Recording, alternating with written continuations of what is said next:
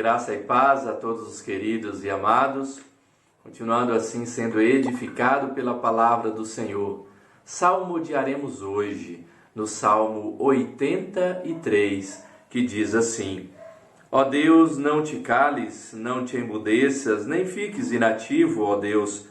Os teus inimigos se alvoroçam e os que te odeiam levantam a cabeça. Tramam astutamente contra o teu povo e conspiram contra os teus protegidos. Dizem: vinde, risquemo-los de entre as nações, e não haja mais memória do nome de Israel. Pois tramam concordemente e firmam aliança contra ti, as tendas de Edom e os ismaelitas, Moabe e os agarenos, Gebal, Amon e Amaleque, a Filístia como os habitantes de Tiro. Também a Síria se alia com eles e se constitui em braço forte aos filhos de Ló. Faze-lhes como fizeste a Midian, como a Císera, como a Jabim na ribeira de Quizon, os quais pereceram em Endor, tornaram-se adubo para a terra. Sejam seus nobres como Oreb, como Zibe, e os seus príncipes como Zeba e como Zalmuna, que disseram: apoderemo-nos das habitações de Deus, Deus meu. Faze-os como folhas impelidas por um remoinho, como a palha ao léu do vento, como o fogo devora um bosque e a chama abrasa os montes. Assim, persegue-os com a tua espada, com a tua tempestade, e amedronta-os com o teu vendaval. Enche-lhes o rosto de ignomínia, para que busquem o teu nome, Senhor. Sejam envergonhados e confundidos perpetuamente, perturbem-se e pereçam, e reconhecerão que só tu, cujo nome é Senhor, és o Altíssimo sobre toda a terra. O título do Salmo 83 é Julgamento de Deus contra as nações inimigas, Salmo de Asaf.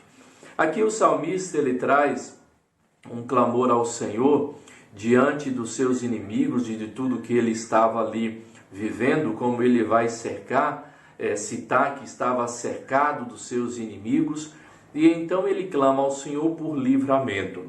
Ele cita aqui alguns inimigos do povo de Israel e como Deus assim agira diante desses inimigos, como Deus operou na vida de Israel, livrando de todos esses inimigos.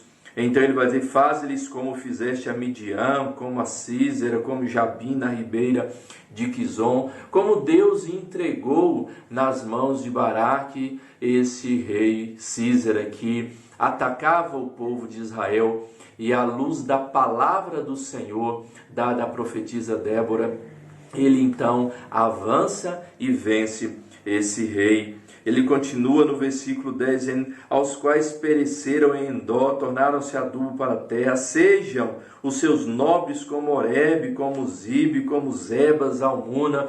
Aqui citando o caso de Gideão, que Deus assim entrega nas mãos de Gideão. Gideão apenas com 300 homens, ele ataca os midianitas e assim vence os medianitas e prendem os seus reis, e também alguns eles matam, e vence todo aquele exército. O salmista cita esses exemplos mostrando como Deus operou à luz dos inimigos, ou diante dos inimigos de Israel, como Deus agiu livrando e protegendo Israel. O salmista se encontrava nessa mesma condição e clamava ao Senhor para que Deus assim o fizesse. Mas o que eu quero chamar a atenção das palavras finais do salmista neste salmo é quando, a partir do versículo 16, o salmista diz assim: enche-lhes o rosto de ignomínia, de vergonha, para que busquem o teu nome, Senhor. E ele ainda continua: sejam envergonhados e confundidos perpetuamente, percebem-se e pereçam. Só que ele diz assim no último versículo: e reconhecerão que só tu, Senhor, cujo nome é Senhor, és o Altíssimo sobre toda a terra. O que o salmista clama aqui diante do Senhor também não era só pelo livramento diante dos seus inimigos, mas que Deus pudesse agir assim, vencendo seus inimigos, derrotando seus inimigos, para que esses inimigos reconhecessem quem era o Deus de Israel e pudesse buscar o nome do Deus de Israel. Além da vitória sobre o inimigo, do livramento sobre o inimigo que o salmista aqui clama, o salmista também clama para que aqueles inimigos reconhecessem quem era esse Deus que eles serviam e reconhecerão que só tu, cujo nome é Senhor, és o Altíssimo sobre toda a terra.